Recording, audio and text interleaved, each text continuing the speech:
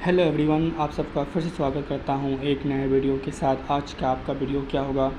इस वीडियो में हम लोग बात करेंगे इमरजेंसी इंजेक्शंस के बारे में। उसकी डोजेज़ क्या होती हैं, उनके रूट कहाँ होते हैं, यानी कि उसे हम लेते कैसे हैं और उनकी यूजेज़ क्या होती है। ठीक है, चलिए एक एक इंजेक्शन के बारे में हम डिटेल से देखते हैं। तो जो सबसे पहला आपका जो इंजेक्शन है उसका नाम है इंजेक्शन लेजिक्स, जिसको हम लोग फ्रेसेमाइड भी कहते हैं। तो इस इंजेक्शन का जो डोज़ होता है, यानी इस इंजेक्शन को हमें जो डॉक्टर देते कैसे हैं, वो क्या है, इनका 20 mg पर 2 ml। इनकी डोज़ क्या होती है? 20 mg पर 2 ml होती है। देन इसका रूट क्या होता है? अब डोज तो बन गया 20 mg पर 2 ml का, हमने इंजेक्शन में दवाई भर ली। ठीक है, अब इसे हम लगाएंगे कहाँ पे, है ना? इंसान के बॉडी पे हम इसे यूज़ कहाँ पे करेंगे? या तो इसे हम यूज़ करते हैं इंट्रामस्कुलर या इंट्रावेन, यानी कि इसे हम मसल्स में भी लगा सकते हैं और इसे हम लोग डायरेक्ट नस में भी लगा सकते हैं। तो ये इनकी रूट हो गई इंजेक्शन लेजिक्स की। अब हमने इंजेक्शन भी भर लिया, उसके रूट भी देख लिए। अब ये यूज़ कहाँ होता है, किस केस में, किस डिज़ीज़ में हम ये इंजेक्शन का यूज़ करते हैं? तो जो सबसे पहला यूज़ इसका ये हाइपरटेंशन के केस में हम यूज़ करते हैं। हाइपरटेंशन क्या होता है? जो हमारा ब्लड प्रेशर ज़्यादा हो जाए। और ब्लड प्रेशर कैसे होता है? जो हमारा जो ब्लड का फ्लो होता है वो अगर जो जो ब्लड वेजल्स होती है या जो आर्टरी की वॉल्स होती है उस पर अगर उसका प्रेशर हाई होता है तो वो हाइपरटेंशन या ब्लड प्रेशर कहलाता है। तो ये आपका हाइपरटेंशन के केसेस में इस इंजेक्शन को हम लेते हैं। और एक और यूजेस डिजीज़ होती है क्या? Increase urine output. मतलब जो ये इंजेक्शन लेजिक्स है वो अगर हमारे बॉडी में यूरिन की आउटपुट कम हो गई है, डिक्रीज़ होने लगी है, तो इस इंजेक्शन के यूज़ से वो यूरिन आउटपुट क्या होगी? इंक्रीज़ हो जाएगी। तो चलिए हम देखते हैं अब सेकेंड इंजेक्शन। दूसरा इंजेक्शन का नाम क्या है? Injection atropine. इंजेक्शन एट्रोपाइन जो है, इनकी डोज़ क्या होगी? 0.4 mg पर ml। ये इंजेक्शन जो हम लोग लेते हैं, इनकी इसको जो हम सिरिंज में जो इसकी दवाई भरते हैं, एट्रोपिन को भरते हैं, वो 0.4 mg से पर ml हम लोग भरते हैं। 0.4 mg पर ml सिरिंज के अंदर हम इस इंजेक्शन को भरते हैं। देन अब इसका रूट क्या है? देखिए, इस एट्रोपिन इंजेक्शन को हम 3 तरह से लगाएंगे। ह्यूमन बॉडी के ऊपर हम 3 तरह से अप्लाई कर सकते हैं। फर्स्ट इंट्रामस्कुलर, इसे हम लोग डायरेक्ट मसल में लगा सकते हैं। इंट्रावेनस लगा सकते हैं, और उसके बाद सबकुटेनियस। इस 3 जगह पे हम ह्यूमन बॉडी के ऊपर हम इसको इस एट्रोपाइन इंजेक्शन को हम लोग यूज़ करते हैं।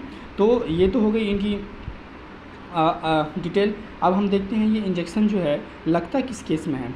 तो यूज़ टू ट्रीट ब्रेडिकार्डिया। हम लोग ब्रेडिकार्डिया को ट्रीट करने के लिए, सही करने के लिए एट्रोपिन इंजेक्शन का इस्तेमाल करते हैं।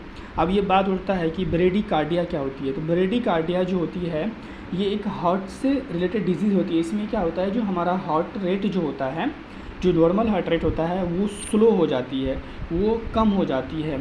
तो वो कंडीशन ब्रेडिकार्डिया कहलाती है। क्या कहलाती है? यहाँ क्या? स्लो हार्ट रेट, ये क्या होगी आपकी? ब्रेडिकार्डिया कहलाती है। देन आपका जो दूसरा यूज़ क्या है इस इंजेक्शन का? ऑर्गेनोफॉस्फेट पॉइजनिंग का एंटीडोट। देखो, तो जो ऑर्गेनोफॉस्फेट पॉइजनिंग का एंटीडोट होता है उसके लिए हम इसको इस्तेमाल करते हैं। अब ऑर्गेनोफॉस्फेट पॉइजनिंग से होता क्या है? जैसे कि क्या होता है कि हमारे अंदर वो क्या बोलते हैं कि सलाइवा सिक्रीशन इंक्रीज होता है, डायरिया होने लगता है, कन्फ्यूज़न, नोज़िया, ये ऑर्गेनोफॉस्फेट पॉइजनिंग का असर है। तो इस सब को ट्रीट करने के लिए हम लोग क्या करते हैं? इंजेक्शन एट्रोपाइन का यूज़ करते हैं। ठीक है, क्लियर है? चलिए हम देखते हैं अब नेक्स्ट इंजेक्शन है आपका इंजेक्शन पोटाशियम क्लोराइड KCl। इस इंजेक्शन का डोज क्या होगा? 150 mg पर ml, यानी कि इस पोटाशियम क्लोराइड इंजेक्शन को अगर हम सिरिंज में फिल करते हैं वो 1 से 50 mg पर ml के रूप में करते हैं। देन इनका रूट क्या है? इनका रूट ध्यान से देखिएगा, बहुत ही क्रिटिकल इंजेक्शन है ये।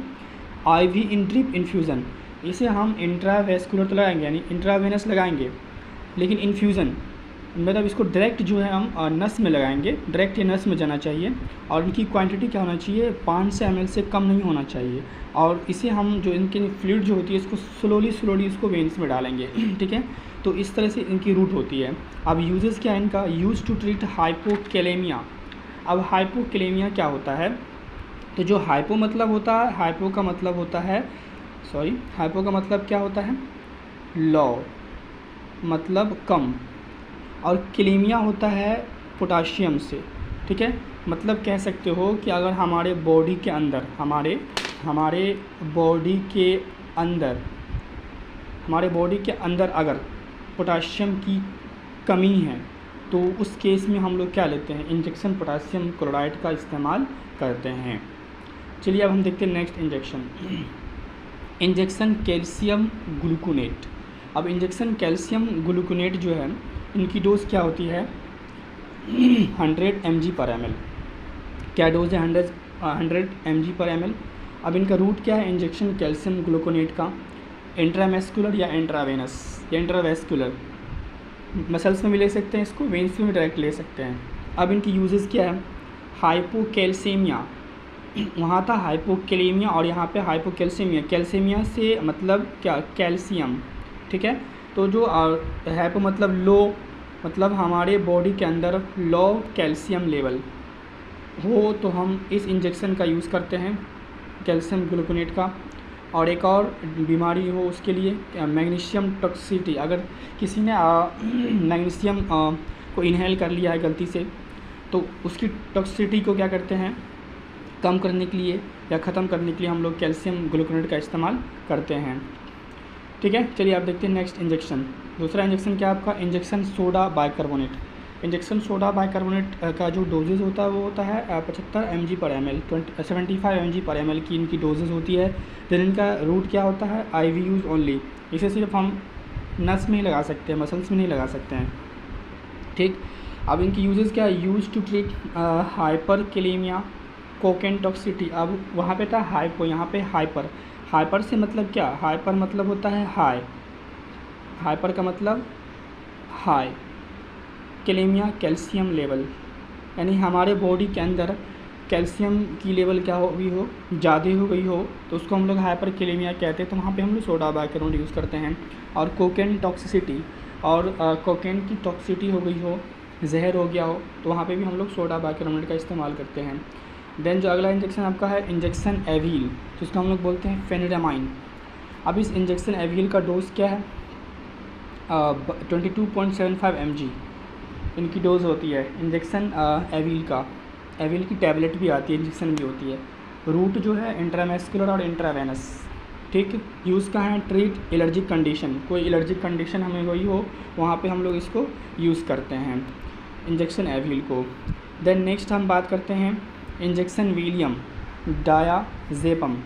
इनकी जो डोज़ होती है 10 mg/2 ml। रूट होती है इंट्रावेस्कुलर और इंट्रा मसल्स।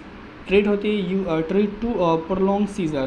प्रोलॉन्ग सीजर मतलब कि एक ऐसी डिजीज़ होती है जिसमें क्या होता है, जो हमारा ब्रेन, अगर इसको हम इलाज नहीं करते इनका तो हमारा जो ब्रेन है वो परमानेंट डैमेज हो जाएगा और डेथ हो सकती है। तो इस केस में हम लोग इंजेक्शन वैलियम का यूज़ करते हैं। देन अब हम देखते हैं हमारा जो इंजेक्शन नेक्स्ट है और ये लास्ट इंजेक्शन है वो आपका है इंजेक्शन नाइट्रोग्लिसरीन।